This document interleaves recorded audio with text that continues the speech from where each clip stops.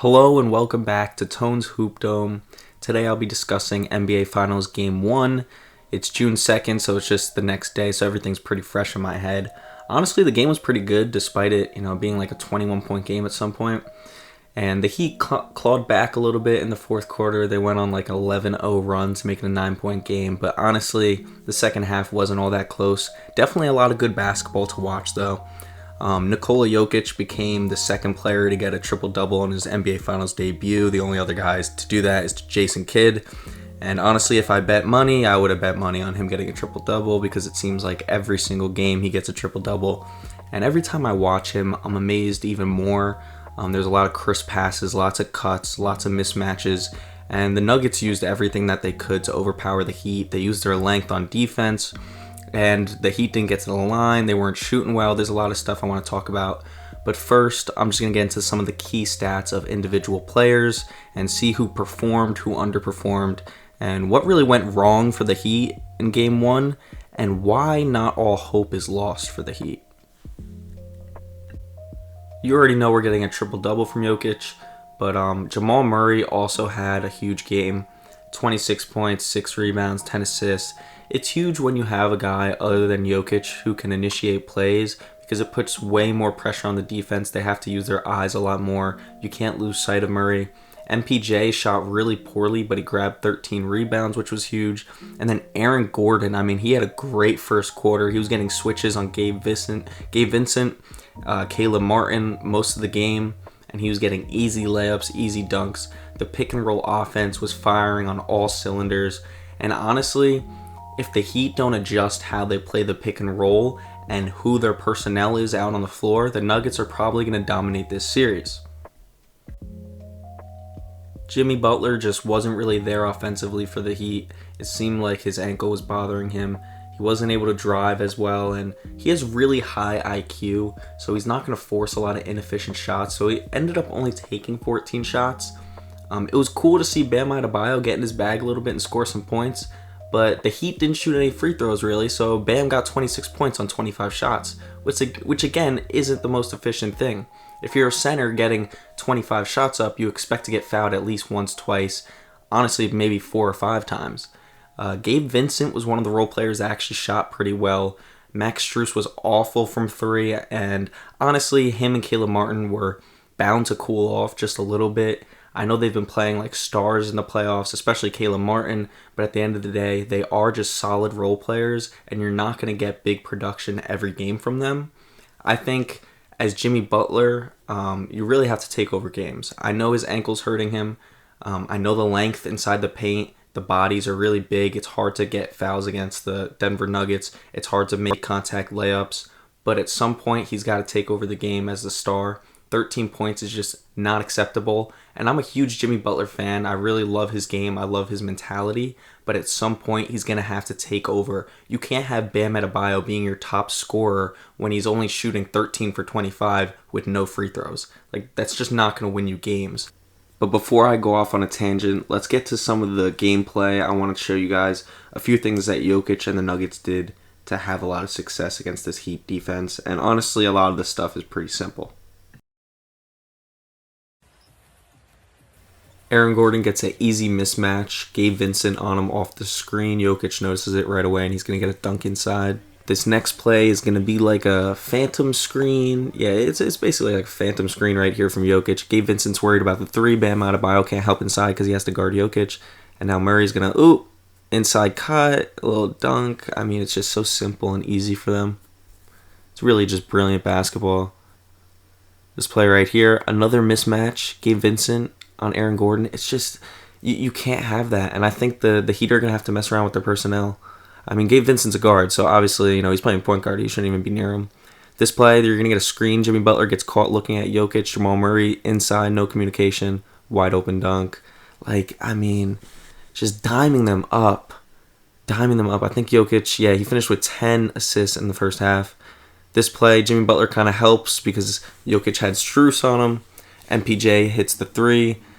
Jokic pick in the pocket of Cody Zeller at the end of the first quarter. It was ridiculous. I think that was his first shot, and he dominated the whole quarter.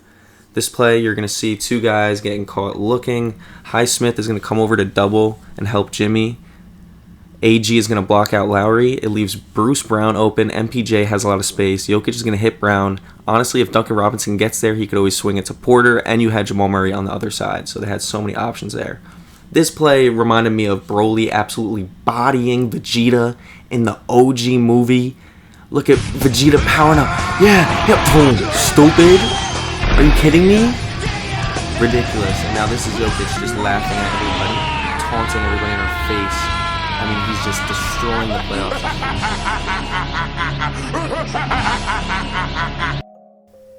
Jokic got the screen switch. Now he's got Butler on him. MPJ is going to set a screen on Bam. Gabe Vincent at this point has to get out to Jamal Murray, or at least communicate. I don't know what happened out there, but Jamal Murray's left open. He's going to hit that three every time. Next play is just a pick and roll. Jamal Murray sauce it up a little bit. He gets a nice little dime in between the defenders right here.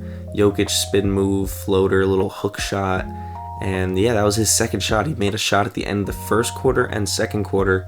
And then throughout the quarters, just dimed up the Heat's defense. And everybody was getting involved.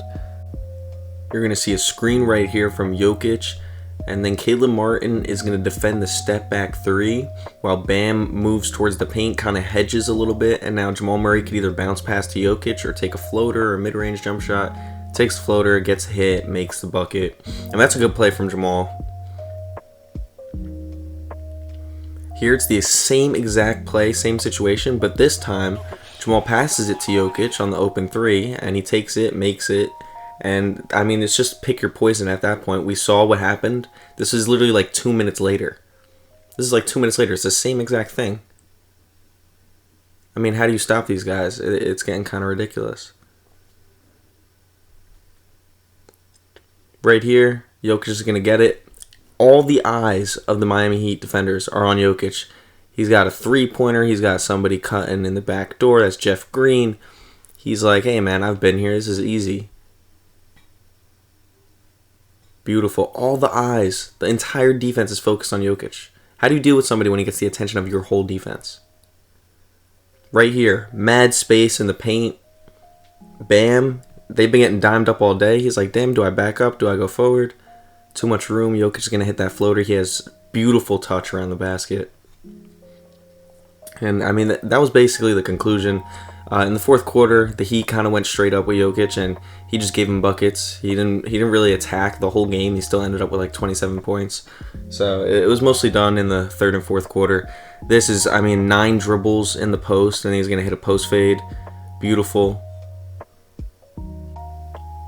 Some of the conclusions I came to after this game was that, first of all, the Heat, they have to do something different with their personnel. I think Kevin Love needs to get some game time. I know he's not a great defender. He's never even been like considered a good defender, but he's a body. He's something. He's somebody in there to take up space, get some rebounds, and put a body on Aaron Gordon, because Aaron Gordon was giving them fits. He had 14 in the first half. He finished with 16. The mismatches, it's just very difficult to deal with. I wonder how Spoelstra is gonna counter it. I wonder how big he's going to make the lineups, because the Heat really aren't a big team. And the Celtics went small, so the Heat were able to go small. But in this series, I don't think you're going to be able to play Caleb Martin at the 4. And if he's not making threes at a high rate, then, I mean, what is he really out there for? He needs to score, he needs to create. If the Heat role players aren't hitting their shots, they need to do something else to affect the game, whether it's playing really good defense or making cuts and getting layups. And then defensively, I think you got to put a body on Jokic right away as soon as he gets up to the three-point line. You don't want him to be able to do work in the post or around the free throw area, because then he could just pass it to anybody. And obviously, I mean, he could score anywhere. He's hitting post fades like Dirk. He's got brilliant touch. He could put it back in without even jumping. His three-point shot, he doesn't shoot a lot of them, but he's pretty damn efficient. So there's not much you could do at Jokic. I hope Spoelstra comes up with some type of defensive strategy that surprises us, or at least makes the game a little bit more exciting. But game 1 was a lot of fun. I think this series is going to be a lot of fun for somebody who doesn't really have a dog in this fight. Like, I'm a Knicks fan. I've never really rooted against the Heat other than when they had the big 3, and I've never rooted against the Nuggets. So with either team, I don't mind who wins. Both fan bases are really cool. So I just hope game 2 is a lot of fun tonight. It's been Tones Hoop Dome. Thank you guys so much for watching. If you liked the video, make sure you leave a like. If you have an opinion, comment. If you want to see more uploads like this, make sure to subscribe. And I'll see you on the next one. Thank you. 戦いを実感できるぞ